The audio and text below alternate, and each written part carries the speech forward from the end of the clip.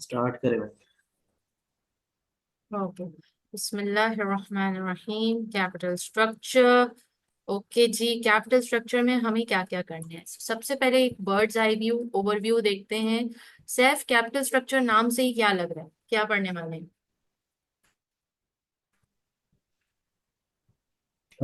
उसमें क्या कहते हैं, इक्विटी रेशो आपका, इक्विटी टू डेट रेशो आपका कितना है, या इक्विटी ज्यादा है, कितना गुड। इक्विटी पोर्शन है और कितना डेट गुड। पोर्शन है।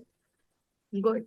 देखो भाई, देखो दो ही सोर्सेज ऑफ फाइनेंस हैं, और ये कौन से सोर्सेज ऑफ फाइनेंस है बेटा? इंटरनल है क्या एक्सटर्नल है? सोर्सेज ऑफ फाइनेंस आपके इंटरनल भी हैं और एक्सटर्नल भी हैं, दोनों हैं। अभी जो हम दो की बात एफएम के वो शुरू से एक्सटर्नल करते और चले आ रहे हैं। एक्सटर्नल है। ये ये एक्सटर्नल है आपके, इक्विटी एक्सटर्नल। और डेट। इंटरनल कौन से होते हैं भैया? इंटरनल खुद की जेब या खुद जो पैसे हम डाल रहे होते हैं, खुद जो पैसे नहीं, वो इंटरनल वो हो। इदारा कमा रहे हैं अपने कारोबार से। बिजनेस जो कर रहे हैं जिस चीज का, उससे बिल्कुल। भी तो रेवेन्यू जनरेट हो रहे हैं, उससे भी तो पैसा आ रहा है। या आप अपने इदारे के कोई एसेट्स बेच रहे हो, उससे भी तो पैसा आ रहा है। जो भी बेच रहे हो, इदारे का जो भी कारोबार है या इदारे का जो भी नॉन करंट एसेट है वो सेल हो रहा है, तो उससे आने वाला रेवेन्यू आपके लिए इंटरनल सोर्स ऑफ फाइनेंस होगा। Whereas external source of finance आपके लिए इक्विटी है, जो कि आप स्टॉक मार्केट में अपनी कंपनी के शेयर्स डालते हो। और डेट है, स्टॉक मार्केट में लोन नोट्स या फिर बैंक से लोन या फाइनेंशियल इंस्टीट्यूशन से लोन। ठीक है। अब आइए कैपिटल स्ट्रक्चर। हर इदारे का हर इदारे का कोई ना कोई कैपिटल स्ट्रक्चर होता है, यानी कि equity debt ratio. Equity debt ratio, अब ये हर कंपनी पे डिपेंड करता है कि वो अपना इक्विटी टू डेट रेशियो क्या रखती है, या अपना कैपिटल स्ट्रक्चर क्या रखती है। उसकी इंडस्ट्री पे डिपेंड करता है, उसके कंपनी पे डिपेंड करता है, उसके कारोबार के स्टाइल पे डिपेंड करता है, उसके लीडरशिप पे डिपेंड करता है कि भाई क्या इक्विटी का रेशियो, इक्विटी डेट का रेशियो क्या होगा, 1:1 होगा, या 2:1 होगा, या 3:5 होगा। वट एवर, कुछ भी हो सकता है। अब हम एज फाइनेंशियल मैनेजर्स या एज फाइनेंशियल एनालिस्ट्स ये तय करेंगे या देखेंगे कि आखिर कौन सा कैपिटल स्ट्रक्चर हमारे लिए आइडियल है, होना चाहिए। ठीक है। तो इसमें हमें हमारे कुछ कॉन्सेप्ट्स क्लियर होने चाहिए। सबसे पहले कैपिटल स्ट्रक्चर के हवाले से, दैट इज कैपिटल स्ट्रक्चर की कुछ थ्योरीज हैं। एक है ट्रेडिशनल थ्योरी, एक है एमएनएम विद टैक्स थ्योरी। जो हम ऊपर पढ़ रहे थे ना डिविडेंड पॉलिसी, वो एमएनएम विदाउट टैक्स वहां पे था, और एमएनएम विद टैक्स इन्होंने इस चैप्टर में डाल दिया। Net operating income theory, packing order theory, ये सब थ्योरेटिकल पार्ट है जो हम थोड़ी देर बाद देखेंगे। प्रैक्टिकल इश्यूज देखेंगे कि भैया डेट के कैरेक्टरिस्टिक्स क्या है, फीचर्स क्या है, डेट के फायदे क्या है, डेट फाइनेंस के नुकसानात क्या है। उसके बाद जो है, अल्लाह भला करे आपका, मार्जिनल कॉस्ट ऑफ कैपिटल, ये कैसे हम निकालते हैं। असल चीज ये है, हम इससे स्टार्ट करेंगे। और फाइनेंस फॉर एसएमई, अगेन ये कुछ थ्योरेटिकल मैटर है। फंडिंग गैप किसे कहते हैं, मेच्योरिटी गैप किसे कहते हैं, बिजनेस एंजल्स कौन होते हैं, सप्लाई चेन फाइनेंस क्या होती है, क्राउड फंडिंग क्या होती है, और कैपिटल स्ट्रक्चर क्या होता है। तो ये हमारा बर्ड्स आई व्यू था। इसमें आप देख सकते हैं कि 3 पार्ट्स थ्योरी है, 1, 2 एंड 3, एंड 1 पार्ट कैलकुलेशन है। ठीक है। ये कैलकुलेशन हम पहले स्टार्ट करेंगे, फिर हम थ्योरी का एक एक करके सारा निपटा लेंगे। अच्छा, सबसे पहले हम एक पार्ट की थ्योरी तो हम निपटा ही लेते हैं, क्योंकि बहुत आसान है और हमने पहले भी इसको समझा हुआ है। डेट, आखिर डेट के क्या फीचर्स हैं जो अभी तक आप जानते हैं, जिनसे आप वाकिफ हैं? डेट में आपके बहुत सारे फीचर्स हैं, लाइक इसमें आपके पास आपका लोन नोट्स आ जाते हैं, इसमें आपके कन्वर्टेबल लोन नोट्स हैं, इसमें आपके वो रेडी क्या कहते हैं, रिडीमेबल, फिक्स रिडीम रिडीमेबल। ठीक है। रिडीमेबल ये ये रिडीमेबल, टाइप्स और ऑफ फिर डेट हो फिक्स्ड गए। एसेट्स वाला लोन नोट है। टाइप्स ऑफ लोन ठीक है। नोट आ डेट, लोन आ जाएंगे। डेट बजाते खुद कैसा सोर्स ऑफ फाइनेंस है? चीप। चीप। फिर डेट पे क्या कॉस्ट आती है, कॉस्ट ऑफ डेट किसे कहते हैं? इंटरेस्ट। इंटरेस्ट। इंटरेस्ट। और इसका फायदा क्या है, इंटरेस्ट पे हमें क्या मिलता है?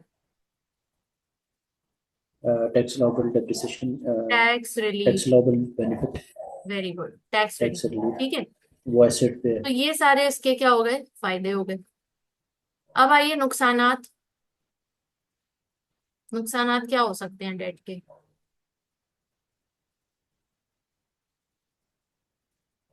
इंटरेस्ट रेट हाई हो नुकसानात जाएगा। में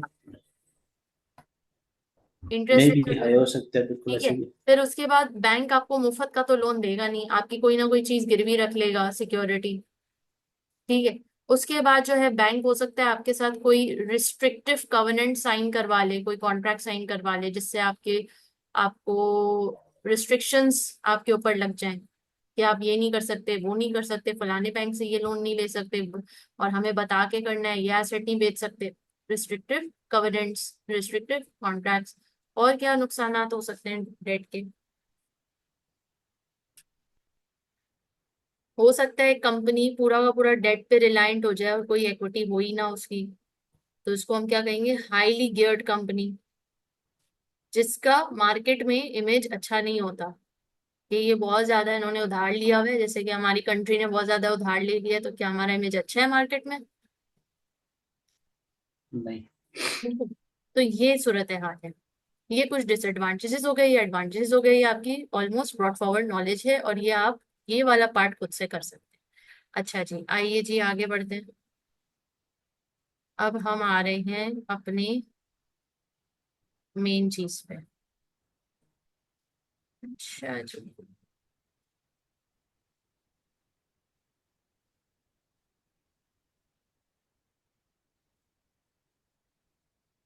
ये सब आपने पढ़ना है, हाँ। ये हमने डिस्कस कर ली है कुछ चीजें नहीं भी की, बट ये आपके नॉलेज में है।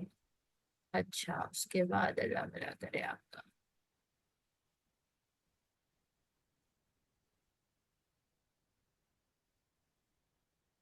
सब अभी मैं आपको करवाऊंगी,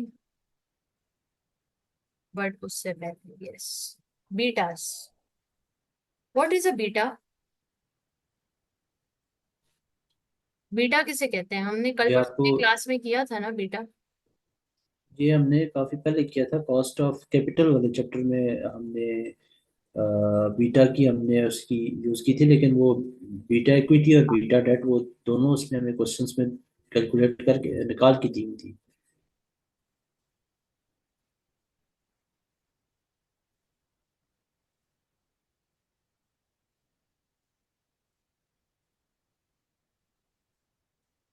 ये आपका बीटा। पिछले चैप्टर में हमने इसकी डेफिनेशन की थी। क्या मतलब समझ आया था इसका? Measures the average change in return on a share each time there is a change in stock market as a whole। जब जब आपकी स्टॉक मार्केट चेंज होगी तो उसका कुछ ना कुछ आपके इम्पैक्ट आपके रिटर्न पे आएगा। वो नेगेटिव भी इम्पैक्ट हो सकता है, वो इम्पैक्ट पॉजिटिव भी हो सकता है। और वो अगर इम्पैक्ट आपका लेस देन वन होगा तो इट्स गुड। ऑलराइट। प्लीज इसको बहुत अच्छे से और समझ इक्वल टू लीजिए, वन। क्योंकि अब जो हमारा टॉपिक आगे स्टार्ट हो रहा है वो बीटा के ही ऊपर हो रहा है। तो बीटा का होता क्या है आखिर, ये बीटा, ये समझना बेहद जरूरी है। देखो, इन्वेस्टर जो है ना, उसकी आंखों पे ना लगा हुआ है चश्मा, और उस चश्मे का एक नंबर है रिस्क, और दूसरा नंबर है रिटर्न। इसके अलावा वो उसको कुछ नजर नहीं आता। तो जो भी बात होती है, जो भी जिस भाषा में भी बात होती है, लैंग्वेज इन्वेस्टर्स की, वो यही भाषा होती है। या वो रिस्क के बारे में फिक्रमंद होते हैं और रिस्क को एनालाइज कर रहे होते हैं, मेजर कर रहे होते हैं, मिटिगेट कर रहे होते हैं, स्टेप्स ले रहे होते हैं, या तो रिटर्न बढ़ाने के तरीके ढूंढ रहे होते हैं कि रिटर्न किस तरह बढ़ाया जा सकता है। ठीक होगी बात। तो अब इस मुद्दे को सामने रखते हुए देखें कि बीटा जो है हमें ये मेजर करके बताता है कि अगर मार्केट में, कहाँ पे, अगर मार्केट में कोई मार्केट में चेंज आता है, कोई चेंज आता है, जो कि हम फर्ज कर रहे हैं कि मार्केट में अगर 1% चेंज आता है, तो उसका इम्पैक्ट रिटर्न पर कितना होगा। अगर उसका इम्पैक्ट रिटर्न पर कितना होगा, ये कौन बताता है? बीटा बताता है। अगर बीटा इसका फैक्टर होता है। इम्पैक्ट, यानी कि मार्केट में, स्टॉक मार्केट में 1% चेंज हो आ रहा है, 1% चेंज किसी भी वजह से आ सकता है, पॉलिटिकल फैक्टर की वजह से, इकोनॉमिक फैक्टर की वजह से, सोशल फैक्टर की वजह से, या टेक्नोलॉजिकल फैक्टर की वजह से, या एनवायरमेंटल फैक्टर की वजह से। इनमें से कोई भी फैक्टर हो सकता है जिसकी वजह से स्टॉक मार्केट में तब्दीली आई 1%। अब इसमें तब्दीली आने के नतीजे में रिटर्न किस तरह रिएक्ट कर रहे हैं, रिटर्न में क्या तब्दीली आ रही है, ये कौन बताएगा हमें, सैफ? Beta beta. फैक्टर। अब अगर ये रिटर्न में जो तब्दीली है वो 1.5% है, विच इज मोर देन 1, तो इसका मोर मतलब देन वन। क्या होगा? दैट आपका रिटर्न भी डाउन हो जाएगा। Above average risk. Means high risk. High risk इसको हम कह सकते हैं। हाई रिस्क भी कह सकते हैं। किधर चला गया? हाई रिस्क भी कह सकते हैं, अबव एवरेज रिस्क भी कह सकते हैं।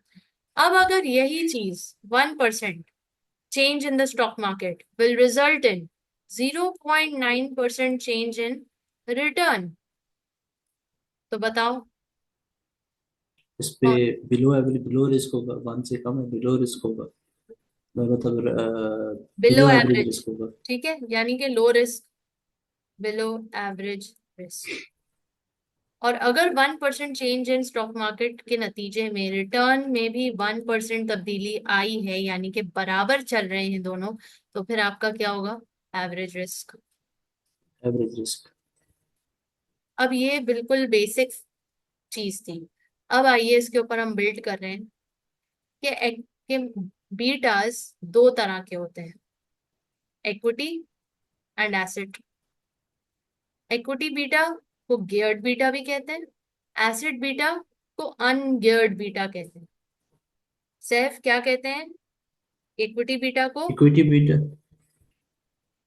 गियर्ड बीटा और अनगियर्ड बीटा, एसेट को। एग्जैक्टली। अब इक्विटी बीटा जो होता है ना, वो रिफ्लेक्ट करता है, number 1 business risk, number 2 financial risk. What is financial risk and what is business risk? Explain it to मी।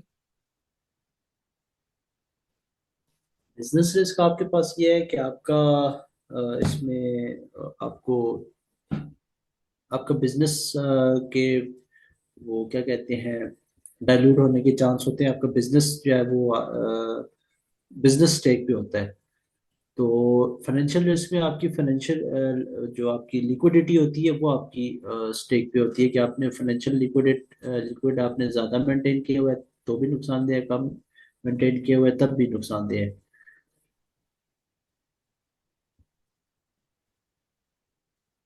ठीक है, अब सुनिए। Financial risk is your debt finance. आपका डेट फाइनेंस कितना है, ये वो बताता है। Business risk is your industrial risk. आप जिस भी पर्टिकुलर इंडस्ट्री में काम कर रहे हैं उसमें काम करने का रिस्क क्या है। ये ऐसा रिस्क है कि जिसको हम कहते हैं ये जनरल रिस्क है, ये मार्केट में बैठा हर इदारा फेस कर रहा होगा। अब कोविड आया, कोविड सब ने भुगता ना, किसी एक ने तो नहीं, सब ने भुगता। तो जो सब ने भुगता उसको बिजनेस रिस्क कहते हैं, जिससे कोई नहीं बचता। और जो फाइनेंशियल रिस्क है वो basically specific to the company है, क्योंकि हर कंपनी का, हर बिजनेस का, हर ऑर्गेनाइजेशन का डेट फाइनेंस डिफरेंट होता है, इक्विटी डेट रेशियो डिफरेंट होता है। तो इक्विटी बीटा जो है वो इन दोनों को रिफ्लेक्ट करता है, बिजनेस रिस्क को भी, फाइनेंशियल रिस्क को भी। आई होप यहाँ तक क्लियर है बात। यस। अब आइए acid beta. Acid beta MM theory के मुताबिक सिर्फ और सिर्फ बिजनेस रिस्क को रिफ्लेक्ट करते हैं, सिर्फ और सिर्फ बिजनेस रिस्क। बिजनेस रिस्क को रिफ्लेक्ट करते हैं। इसीलिए इसको अनगियर्ड बीटा भी कहते हैं, कि इसमें गियरिंग हो ही नहीं सकती क्योंकि फाइनेंशियल रिस्क इन्वॉल्व ही नहीं है। और इसको गियर्ड कहते हैं क्योंकि इसमें जाहिर है डेट की फिगर है, डेट का इम्पैक्ट है। अब ये है बीटा इक्विटी, ये है बीटा एसेट। अगर आपके पास सवाल में बीटा एसेट गिवन हो तो उससे बासानी बीटा इक्विटी निकाल सकते हो, नहीं निकाल सकते? बिल्कुल। बिल्कुल, आपके क्या पास एक करना फिगर होगा? है, बिजनेस रिस्क निकल सकते हैं, बिजनेस रिस्क निकल सकते हैं। बिजनेस रिस्क है, और बिजनेस रिस्क पे सिर्फ आपने फाइनेंशियल रिस्क ऐड करने हैं, तो आपका बीटा इक्विटी निकल आएगा। ऐसा ही है। बिल्कुल ऐसे ही और है। अगर बीटा इक्विटी आपके पास है और आपको बीटा एसेट निकालना हो, तो क्या करना होगा? फाइनेंशियल रिस्क को माइनस कर दीजिए। माइनस करते हैं। ठीक है। तो ये चीज है। अब आइए इसका स्टेप बाय स्टेप देखते हैं कि एग्जैक्टली हमारे पास क्या फॉर्मूला है और किस तरह से हो रहा है। सबसे पहले तो आ, आप सिर्फ अपनी कॉपी निकाल लें, जो भी आपके पास है इस वक्त, और उस पे पहले, सबसे पहले ये स्टेप्स लिख लें। Steps, three step approach, three step approach to calculate a project specific cost of equity. पहले ये लिख लें, फिर हम समझेंगे उसको। हेडिंग ये होगी, three step approach to calculate a project specific cost of equity, then step one, step two, step three.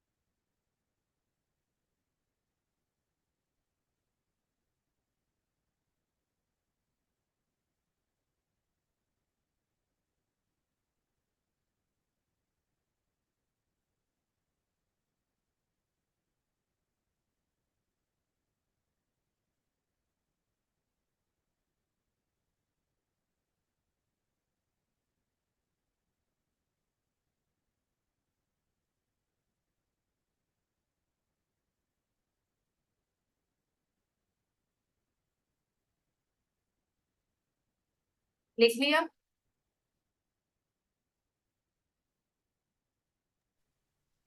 Yes.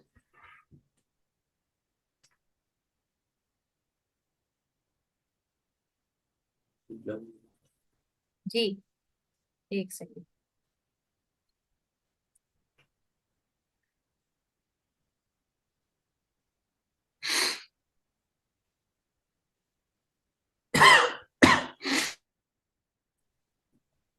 Okay, अब आपने ये थ्री थ्री स्टेप्स लिख लिए हैं। ठीक है, अब हम इसको समझते हैं।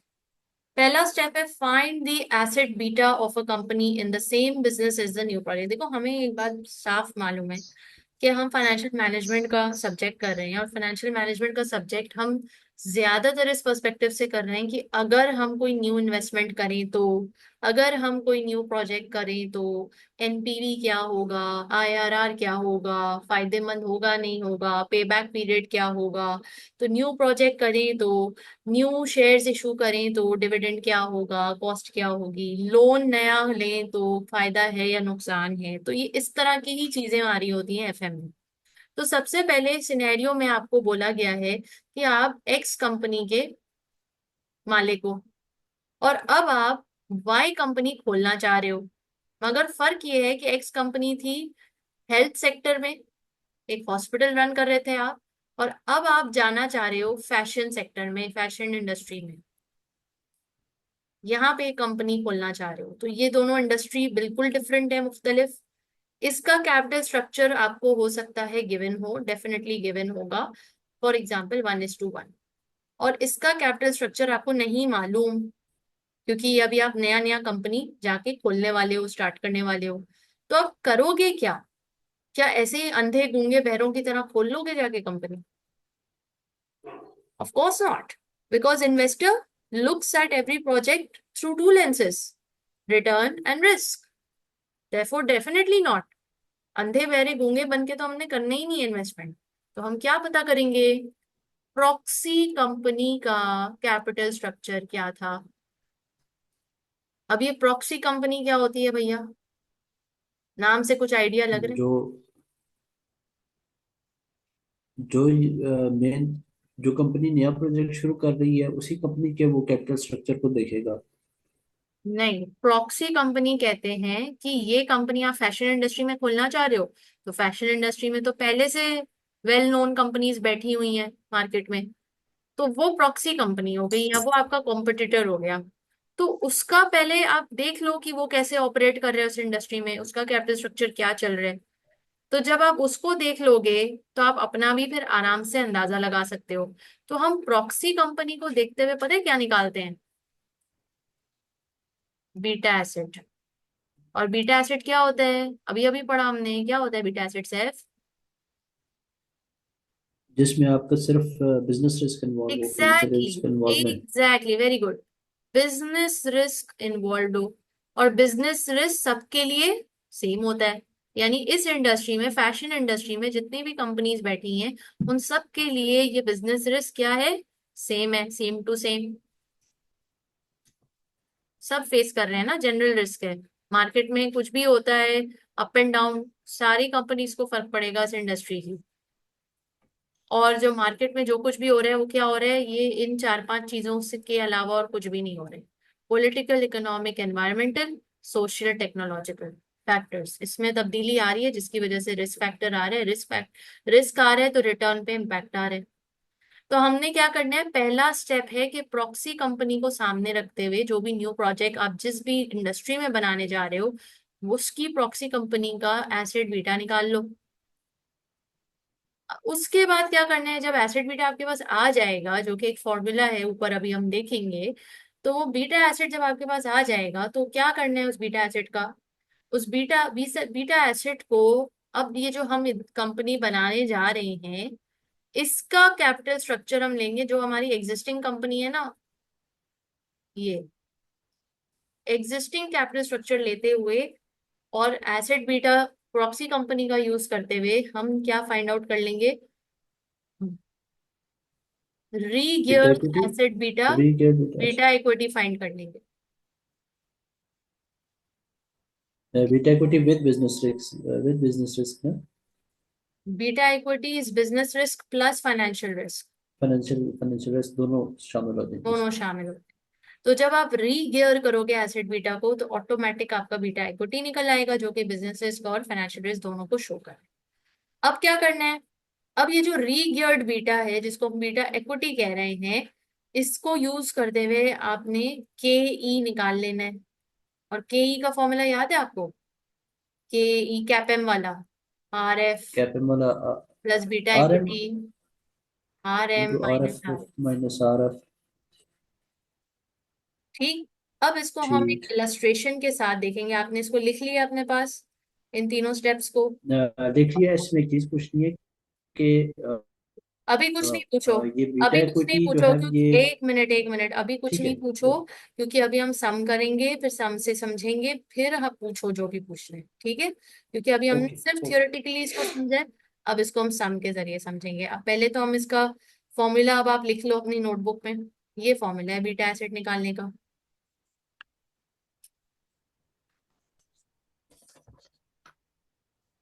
फॉर्मूला लिख लीजिए। VE okay okay. Divide by V plus B D one minus T multiply by beta equity plus B D one minus T divide by V plus B D one minus T B beta debt.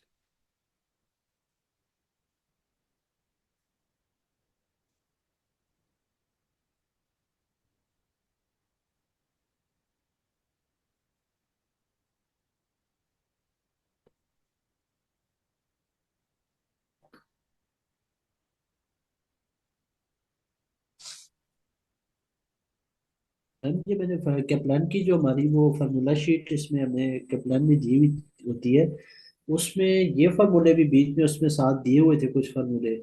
तो क्या ये फार्मूले में exam sheet में available होंगे? मुझे तो ये टेंशन है कि ये याद कैसे होंगे फार्मूले। बहुत आसान है, मैं अभी बताती हूँ कैसे याद होगी। आप पहले लिख लो, फिर मैं बताऊँ। राइट डाउन तो हो चुका है।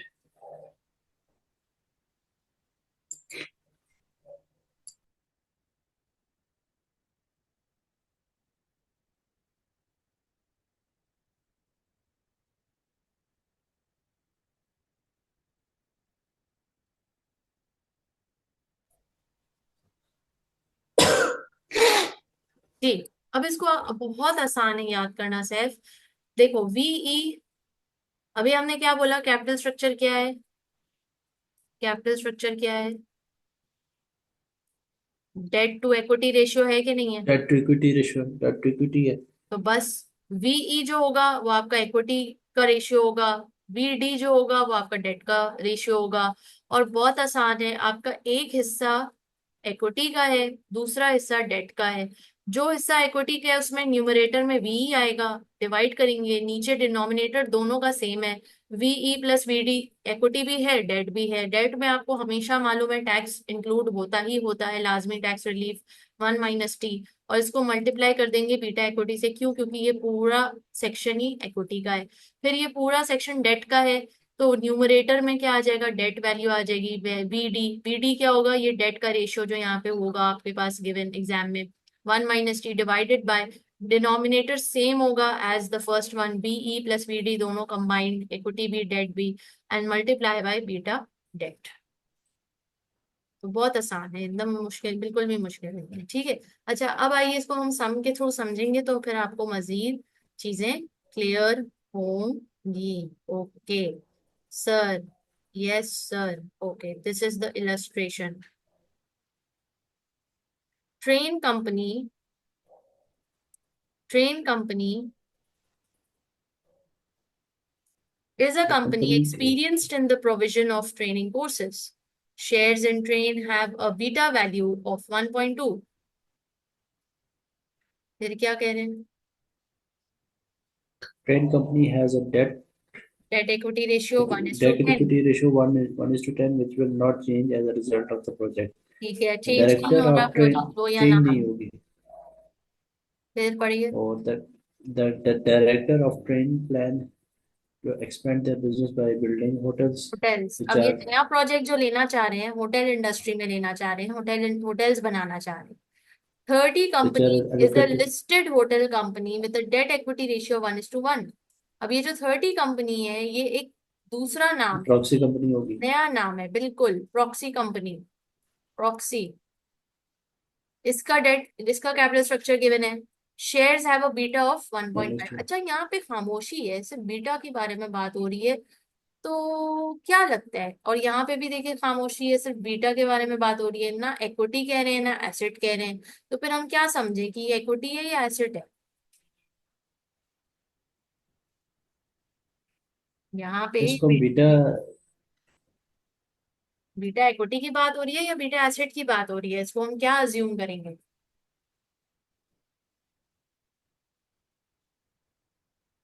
इसके डेटा से हम अंदाजा लगाएंगे कि ये इसको बीटा इक्विटी है, ये बीटा जब, एसेट है। बस एक बात नोट कर ये लीजिए, R F risk free R F और आर एम दिया हुआ है ना, तो ये हमारे पास बीटा इक्विटी है। ये दिया हो या ये ना दिया हो, जब भी बीटा बोल करके खामोशी इख्तियार की जाए, समझ जाओ ये बीटा इक्विटी है, ठीक है। और अगर बीटा एसेट होगा तो सवाल मेंशन करेगा कि ये बीटा एसेट है, साफ अल्फाजों में। और अगर खामोशी है तो समझ जाओ बीटा इक्विटी है। ठीक होगी बात। अब ये कह रहे हैं कि which beta factor is a better measure of the risk of the new project. जाहिर है कि अब न्यू प्रोजेक्ट है, तो अब जरा अगर हम स्टेप्स को फॉलो करें, स्टेप 1 क्या था कि सिंपली प्रॉक्सी कंपनी को यूज करते हुए, प्रॉक्सी कंपनी का कैपिटल स्ट्रक्चर यूज करते हुए हमने क्या फाइंड आउट कर लेना है, beta asset. Beta beta asset. ठीक है, तो हम क्या करेंगे, बीटा एसिड का हमारे पास फॉर्मूला गिवन है ना, तो जरा हम इसको करते हैं।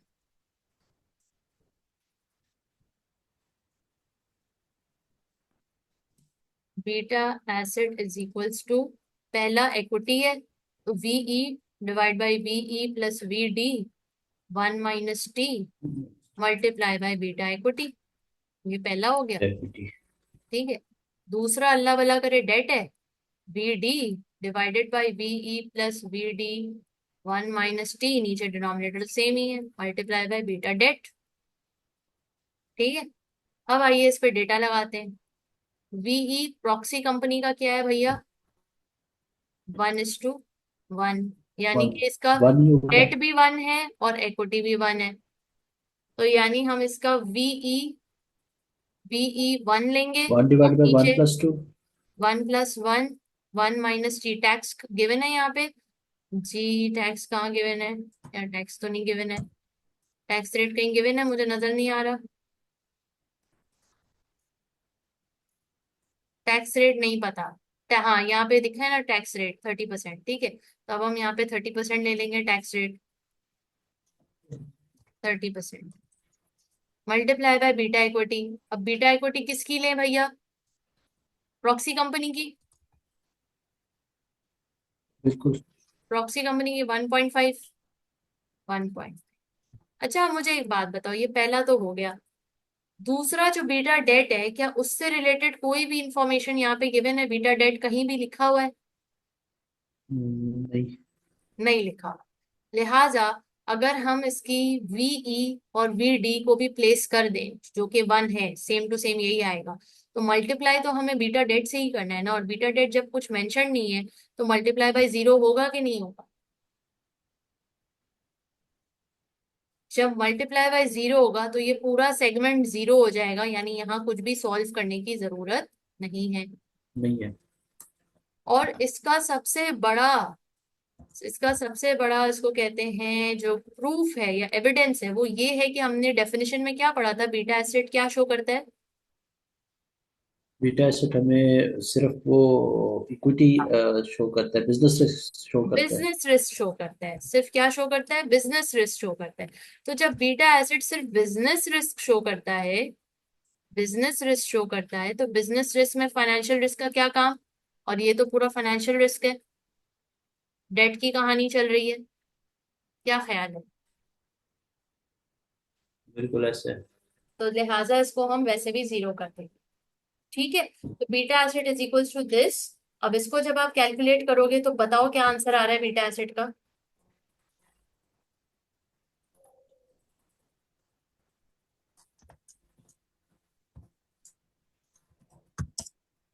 0.525। Fifty point two point five percent. Five 525। 52.5% beta asset आ 5%। गया। अच्छा अब ये जो जी। बीटा इक्विटी है और ये अल्लाह भला करे आपका, ये आप परसेंटेज में नहीं लोगे, ये आप 0.525 ही है। ठीक है। अब आइए, पहला स्टेप हो गया आपका, जो आपने लिखा है ना पहला स्टेप, वो हो गया। अब आपने दूसरा स्टेप करना है। अब दूसरा स्टेप क्या करना है? दूसरा स्टेप, जो इंडस्ट्री में वो खोलना चाह रहे हैं कंपनी, अब वो अपना निकालेगा। क्या निकालेगा? Beta equity. और क्या यूज करेगा? बीटा एसिड प्रॉक्सी कंपनी का। क्यों? क्योंकि बिजनेस रिस्क तो सेम ही है, जो प्रॉक्सी कंपनी का बिजनेस रिस्क होगा वही हमारा भी होगा। यस और नो? नहीं, दोबारा इसमें हम ये तो बीटा इक्विटी, तो बीटा एसेट में हमने बीटा इक्विटी तो ये हमने निकाल दिया 0.525। इसमें हम फाइनेंशियल रिस्क ऐड करेंगे ना उसका। ये देखो, ये जो हमने निकाला है ये क्या है, बीटा एसिड है। क्या निकाला है? Beta acid. Beta asset. Beta acid क्या है? बिजनेस रिस्क है। किसका बिजनेस रिस्क है? प्रॉक्सी कंपनी का बिजनेस रिस्क है। प्रॉक्सी कंपनी का जो बिजनेस रिस्क है वो सेम टू सेम हमारा भी बिजनेस रिस्क है। तो अब हमें बीटा इक्विटी फाइंड आउट करना है। यस, फाइंड आउट करेंगे using the beta acid of the proxy company because the business risk is the same. और हम अब बीटा इक्विटी किसका फाइंड आउट करेंगे? अपनी कंपनी का, जो अपना प्रोजेक्ट जो अब हम खोलने जा रहे हैं, होटल इंडस्ट्री। और उसका कैपिटल स्ट्रक्चर हम क्या लेंगे? जो हमारा एग्जिस्टिंग कैपिटल स्ट्रक्चर है, हमारे इदारे में ये एग्जिस्टिंग कैपिटल स्ट्रक्चर है, train company. Date equity ratio 1:10। और इक्विटी बीटा बीटा इक्विटी भी दिया हुआ है। लेकिन हम बीटा इक्विटी नहीं फाइंड आउट नहीं यूज करेंगे, ये वाला हम सिर्फ ये कैपिटल स्ट्रक्चर यूज करेंगे। बीटा एसेट यूज करेंगे प्रॉक्सी कंपनी का, और फिर अपने लिए बीटा इक्विटी निकालेंगे। ये है स्टेप टू। स्टेप टू में क्या कर रहे हैं, BE divide by BE plus BD, 1 - T multiply by beta equity. ये बीटा डेट का नहीं लिख रही, 0, ठीक है। अब आइए, डेट इक्विटी रेशियो क्या है, 1:10, हमारी एग्जिस्टिंग कंपनी का। तो 1/1 + 10, 1 - 30% मल्टीप्लाई बाय बीटा इक्विटी। और बीटा एसेट हमने निकाल लिया था, क्या फाइंड आउट किया था, 0.525, 0.55। जी सैफ, अब इसको कैलकुलेट कीजिए और मुझे बताइए कि बीटा इक्विटी क्या आ रही है।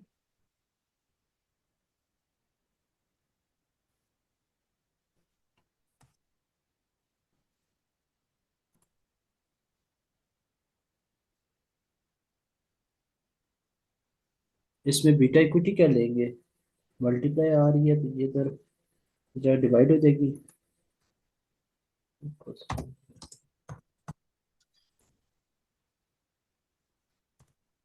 8.25। 8.25। यस। ठीक है, अभी आंसर भी चेक कर लेते हैं। ये आपका दूसरा ये स्टेप हो गया। ये बीटा इक्विटी आपने किसकी फाइंड आउट कर ली, आप जो न्यू प्रोजेक्ट खोलने जा रहे हो, ये उसकी बीटा इक्विटी आ गई। और बीटा इक्विटी में दोनों चीजें शामिल है, बिजनेस रिस्क भी शामिल है और फाइनेंशियल रिस्क भी शामिल है, ठीक है। अब आइए थर्ड स्टेप। थर्ड स्टेप आपको क्या कह रहे हैं, थर्ड स्टेप आपको क्या कह रहे हैं कि अल्लाह भला करे मैं आपका। ये मल्टीप्लाई है या प्लस होगा यहाँ पे, ये ये मल्टीप्लाई है बीटा। बेटा, मल्टीप्लाई है, मल्टीप्लाई है। मैम ये सेकंड स्टेप मुझे नहीं समझ में आया कि सेकंड स्टेप है आपका regear the asset beta to reflect the project gearing. ये अभी छोड़ दो ना, ये अभी छोड़ दो, ये अभी मैं आऊंगी इसके ऊपर, छोड़ दो इसको। अभी मैं जो बोल रही हूँ वो फॉलो करो। आपने लिखा है ना अपने पास स्टेप टू। स्टेप टू क्या है, स्टेप टू हमें बीटा एसेट इस्तेमाल करना है अपनी प्रॉक्सी कंपनी का, जो हमने फाइंड आउट किया। और हमने कैपिटल स्ट्रक्चर अपनी एग्जिस्टिंग कंपनी का यूज करना है। और ये यूज करते हुए हमने बीटा इक्विटी निकाल लेना है, जो अब हम होटल इंडस्ट्री में अपना होटल स्टार्ट करने वाले हैं, तो बीटा इक्विटी पता चल जाएगा कि हमें क्या रखना चाहिए या क्या। तो इसको सॉल्व करके आपका आंसर आया कि नहीं आया, ये बताओ। 8.25 इसी का आंसर बताया था। ठीक है, आ गया आंसर। वन अब divided by third one step plus पे, 10 × 1 - 30। अब आइए थर्ड स्टेप पे। थर्ड स्टेप हमें क्या कह रहा है, थर्ड स्टेप हमें कह रहा है कि भैया आपको बीटा इक्विटी मिल चुका है, तो बीटा एसेट भी मिल चुका है। और बीटा इक्विटी क्या थी, अल्लाह भला करे आपका, 0.525। 0.525। और बीटा एसेट क्या था आपका, अल्लाह भला करे। जो अभी हमारे पास आया है वो 8.25 आया है। ये 8.25 बीटा इक्विटी है, और 0.525 आपका बीटा एसेट है।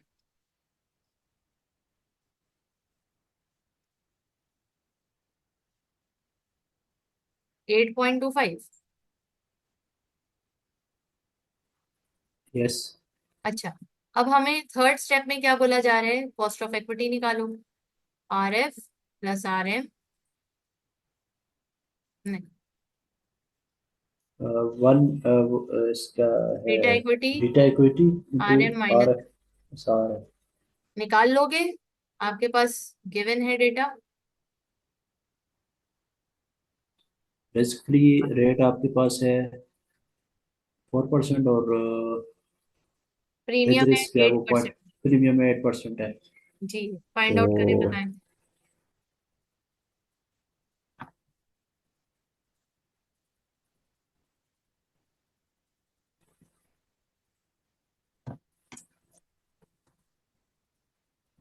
या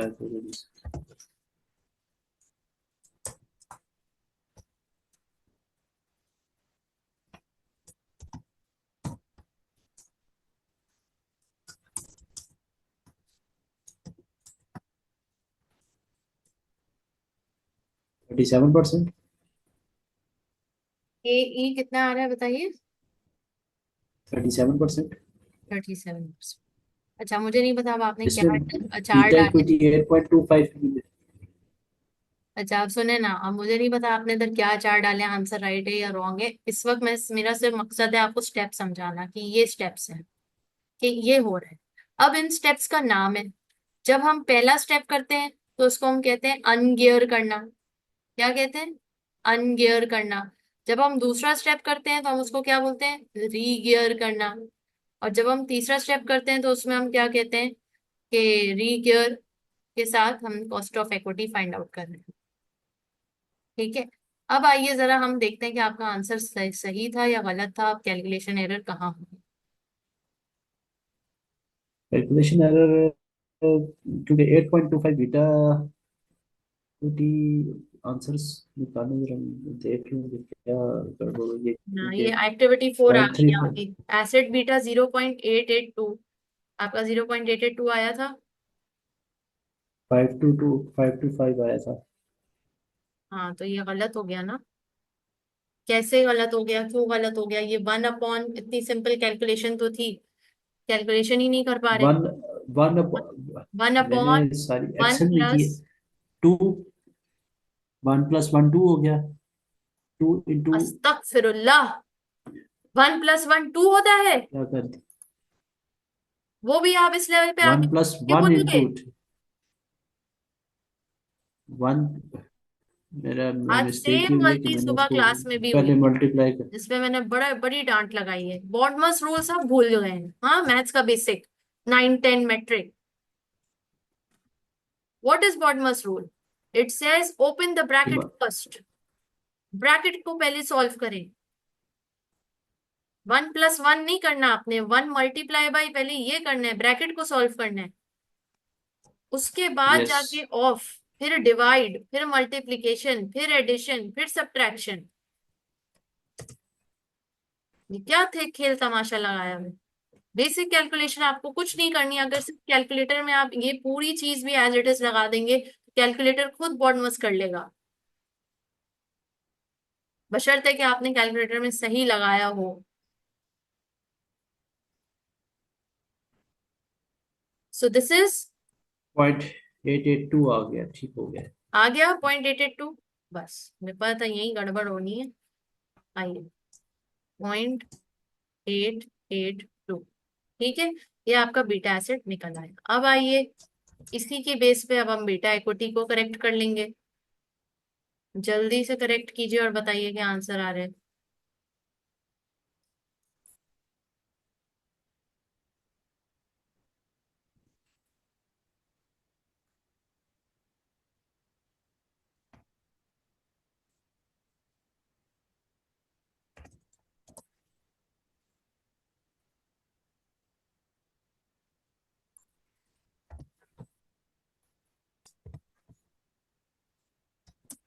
7.05। देखते हैं क्या आंसर है। So see, you can see first step calculating acid beta 0.882. Second step, re-gearing the acid beta, doing the same calculation and you get the equity 0.944. Again there's a calculation mistake. यकीनन आपने कोई calculation में error किया होगा। Capital structure one तो divided by इस्तेमाल कर रहे हैं। वन, वन रेशो 10 है ना। क्या है? 1:10 है। 1/10 है। वन बिल्कुल इज टू 10 है। तो बिल्कुल। 1/, 1 + 10 × 1 - अच्छा, अब 0.3 है एक ना। मिनट रुकिए, यहाँ पे अभी गड़बड़ हुई है। क्या गड़बड़ हुई है मैं आपको बताती हूँ, ये देखें। सवाल पे आए, क्या लिखा है? 1:10। क्या लिखा है? डेट टू इक्विटी रेशियो, यानी 1 आपका डेट है और 10 आपकी इक्विटी है। Point to be noted sir, exam में हो सकता है इक्विटी टू डेट रेशियो हो, तो 1 आपका इक्विटी हो जाता और 10 डेट हो जाता। यहाँ पे डेट टू इक्विटी है तो 1 आपका डेट है और 10 आपका इक्विटी है, और यहाँ पे हमने डेट को और इक्विटी के फिगर को गलत लिया है। अगर 10 मतलब नोमिनेटर में आ जाएगा और 1 डिनोमिनेटर में आएगा। 10 इधर आएगा और यहाँ पे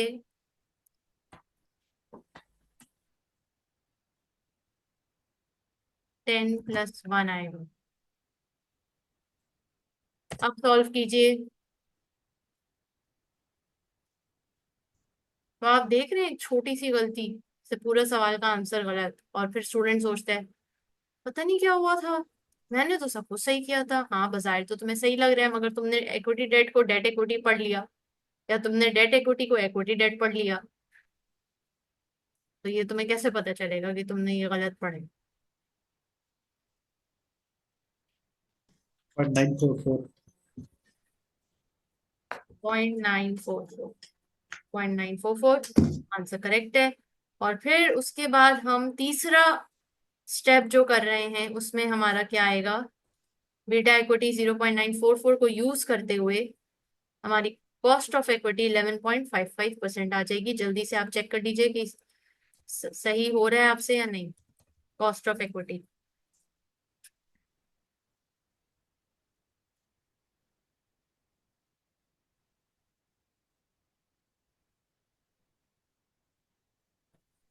आरएफ क्या लेंगे, 0.04, 0.04। 0.04 कह लें, 4% 4%। कह लें, बीटा इक्विटी क्या लेंगे, 0.944 इंटू और फिर आर एम माइनस आएगा। 0.8 माइनस RF पॉइंट हाँ जीरो शाला, एट मुझे पता था ये माइनस पॉइंट गलती जीरो होगी, फोर मुझे पता था ये गलती होगी। बेटा क्या लिखा है, मार्केट प्रीमियम। मार्केट प्रीमियम का क्या मतलब होता है, हमने पढ़ा था कि मार्केट प्रीमियम, इस पूरे को मार्केट प्रीमियम कहते हैं। तो ऑलरेडी सॉल्व हुआ है 8%।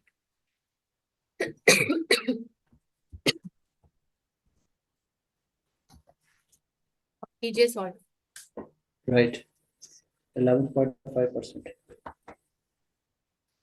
ठीक है, ये आ गया आपका, अल्लाह भला करे 11.5%। क्लियर। अब मुझसे अब आप पूछें, जो जी। क्वेश्चंस भी पूछने हैं ये मुकम्मल हो चुका है। अब मैं आपको अगला सवाल दूंगी, खुद पढ़ना है।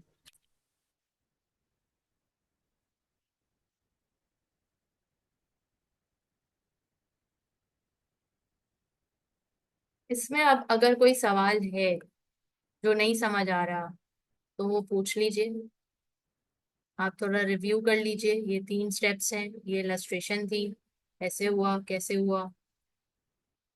पहले हमने बीटा एसिड निकाला प्रॉक्सी कंपनी का, फिर हमने वो प्रॉक्सी कंपनी का बीटा एसिड यूज करते हुए अपनी कंपनी का बीटा इक्विटी निकाला, फिर उस बीटा इक्विटी को यूज करते हुए केई निकाला।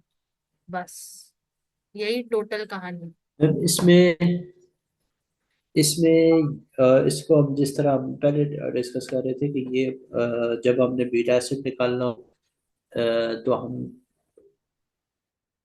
बीटा इक्विटी में से हम, या बीटा एसिड के बनो तो एसिड में से हम बीटा इक्विटी माइनस करेंगे तो बीटा इक्विटी आ जाएगा। या बीटा एसिड में से आप में से, दूसरा जो गेड वाला है वो माइनस करें, हमारे पास बीटा इक्विटी आ जाएगा। राइट। वो स्टेप हमने जिस तरह वो प्लस माइनस वाला स्टेप था वो, उसकी समझ नहीं आई मुझे।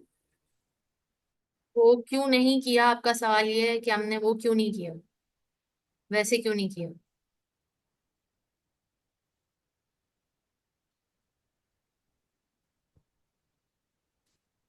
आप मुझसे इसका पूछना चाह रहे हैं ना, जो मैंने आपको यहाँ पे अभी एक्सप्लेनेशन दी कि बीटा एसिड और बीटा इक्विटी आपस में, ये वाली।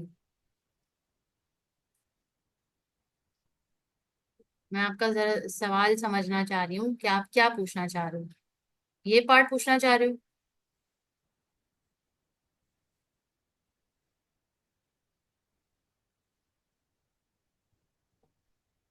उस वाला सेकंड स्टेप ये है, हम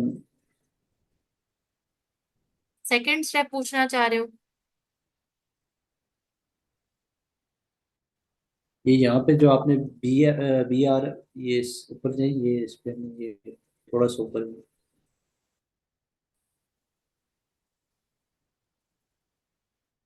और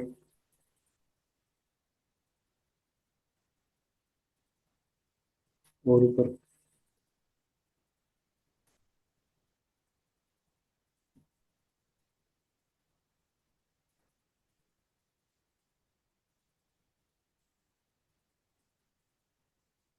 और ऊपर I think.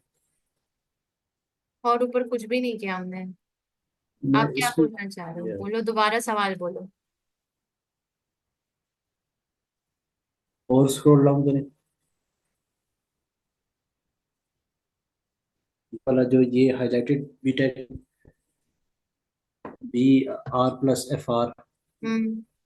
Business risk plus financial risk. Hmm. इस पॉइंट का मुझे समझना है कि इसको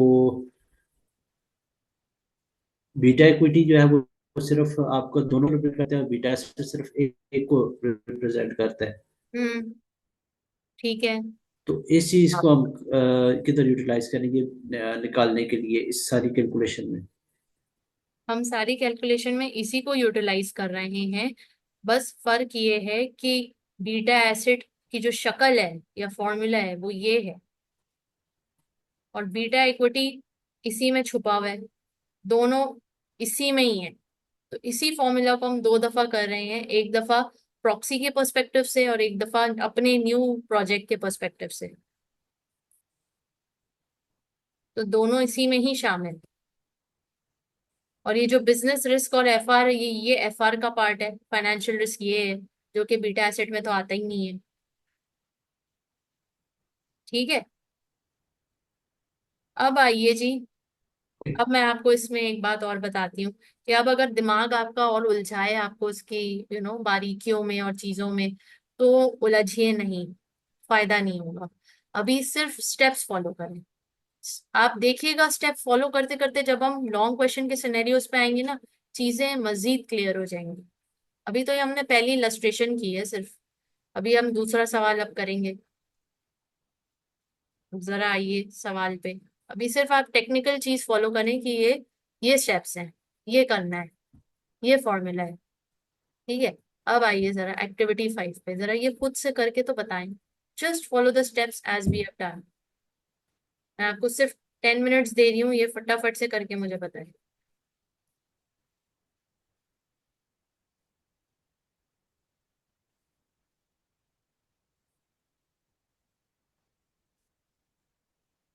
नहीं, ये तो हमने कर ली है, सॉरी, मैं नीचे और ले जाती हूँ आपको। एक्टिविटी 5 तो हो गई है। एक्टिविटी 6।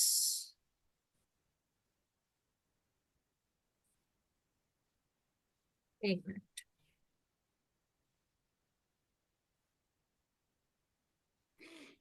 सेम क्वेश्चन है, सेम क्वेश्चन को बोल रहे हैं कि अब आप इक्विटी बीटा 0.944 को यूज करते हुए कॉस्ट ऑफ इक्विटी निकालें। ये भी हम क्वेश्चन कर चुके हैं, ये थर्ड स्टेप हम कर चुके हैं। रोको, आइए ये वाला सम करिए, कीजिए। एक्टिविटी 7।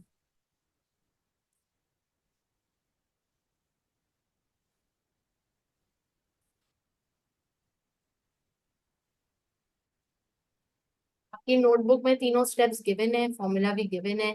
जरा ट्राई आउट करें इसको और फिर डिस्कस करते हैं।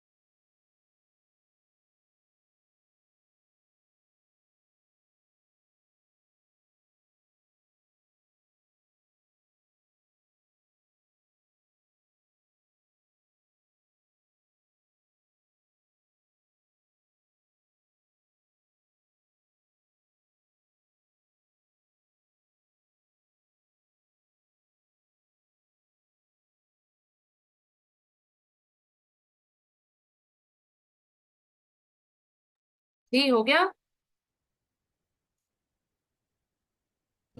सेकंड स्टेप अभी कर रहा हूँ। सेकंड स्टेप कंप्लीट हो गया, थर्ड अभी कैलकुलेट करने लगा, कॉस्ट ऑफ इक्विटी।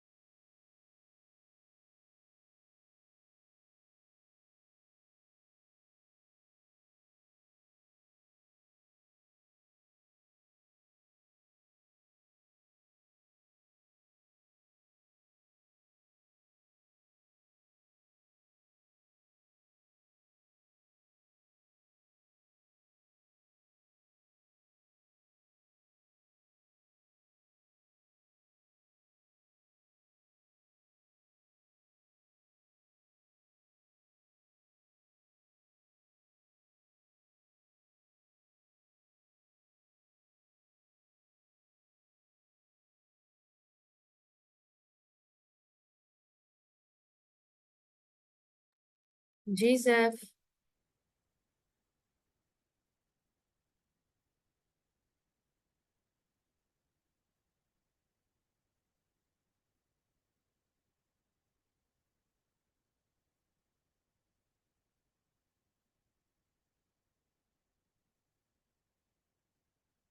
22.7%, 22.13%।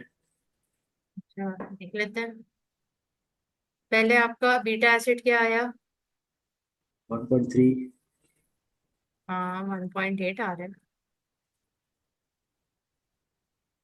नहीं ये आ रहा है ना, बीटा एसिड 1.059।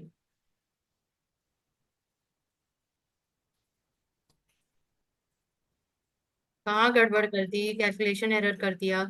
1.8 आपका क्या है बीटा एसिड? आप मैंने इसको इस तरह किया जी, टू फार्मूला जो मैंने बनाया वो 2/2 प्लस 1 × 1 - 0.3 टैक्स, आ गया मल्टीप्लाई बाय 1.8, जो हमारे पास जो था वो बीटा क्या किया? इक्विटी की कीमत थी। क्या किया? रुको एक मिनट। ये कंपनी भी ट्रेनिंग कंपनी है जिसका डेट इक्विटी रेशियो 1:2 है। प्रॉक्सी टू है। कंपनी कौन सी है हमारा, अल्लाह बल्ला करे। कंपनी प्रॉक्सी एक्स है। कंपनी एक्स कहाँ है? ये कंपनी एक्स है। कंपनी एक्स का इन्होंने बताया है कि बीटा इक्विटी 1.8 है, and this is its equity beta and is influenced by its high level of gearing 1:1 debt to equity. तो 1:1 है डेट टू इक्विटी रेशियो ना भाई।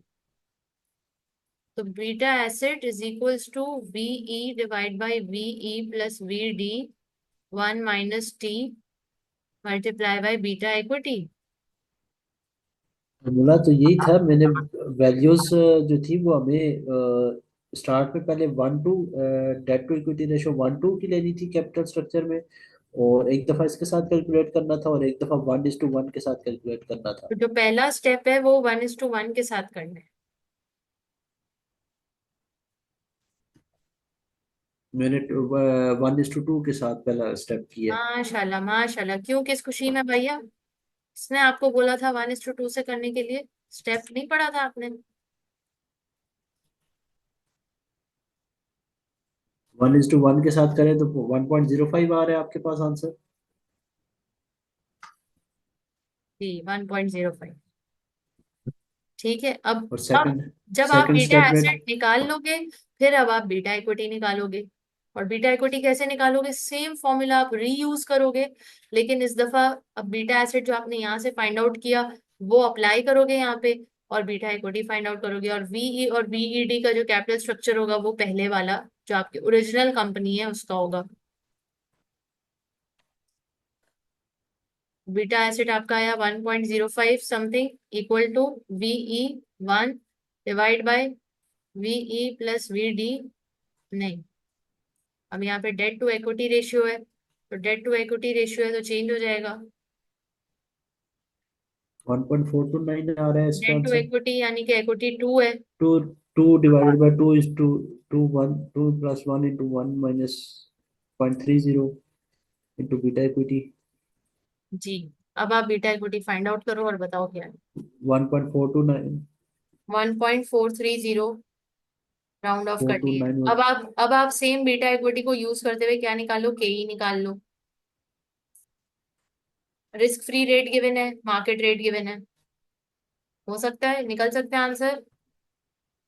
जी, मैंने सिर्फ एक वैल्यू चेंज करनी है, 1.43, राउंड ऑफ वाली फिगर ले लेते हैं, 15.44%। Very good. अब आप देख रहे हो, अगर आप स्टेप 1 पे रॉन्ग हुए तो आपके तीनों स्टेप्स गलत। इट इज सो इम्पोर्टेंट कि आप फर्स्ट स्टेप से बिल्कुल हर चीज सही करो, तब जाके ये पूरा सवाल सही होगा। और ये यकीन जानो ये बड़ा स्कोरिंग सवाल होता है और इंटरेस्टिंग टॉपिक भी है, मजा आता है करने में। चले मतलब जी। मैं अब अगर इसको कंसेप्ट पे शायद अगर कैलकुलेशन याद करने वाली बात इसमें की जाए, तो हमें क्लियर कट क्वेश्चन में पता होगा कि प्रॉक्सी कंपनी कौन सी है। बिल्कुल। कंपनी, एक्चुअल कंपनी जो कंपनी इन्वेस्टमेंट कर रही है वो कौन वो भी सी है। पता होगा, बिल्कुल। और हमें स्टार्ट, फिर इसको अगर याद करने वाली बात की जाए तो फिर इसको इस तरह सिंपल वे में रख के याद किया जाए कि स्टार्ट आपने करना है प्रॉक्सी कंपनी से। प्रॉक्सी कंपनी से स्टार्ट करेंगे, प्रॉक्सी कंपनी की डेट टू इक्विटी रेशियो से आपने निकालना है वो अनगियर्ड, उसको अनगियर्ड एसेट निकालना है। ठीक है। उसके बाद उस चीज को यूज करते हुए आपने जो करंट कैपिटल स्ट्रक्चर है कंपनी का, अपनी कंपनी का करंट कैपिटल स्ट्रक्चर है, सेकंड स्टेप में आपने वो चीज कैलकुलेट करनी है।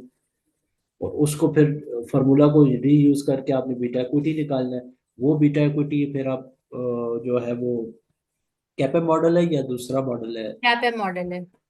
कैपे मॉडल से आपने कॉस्ट ऑफ इक्विटी निकालनी है।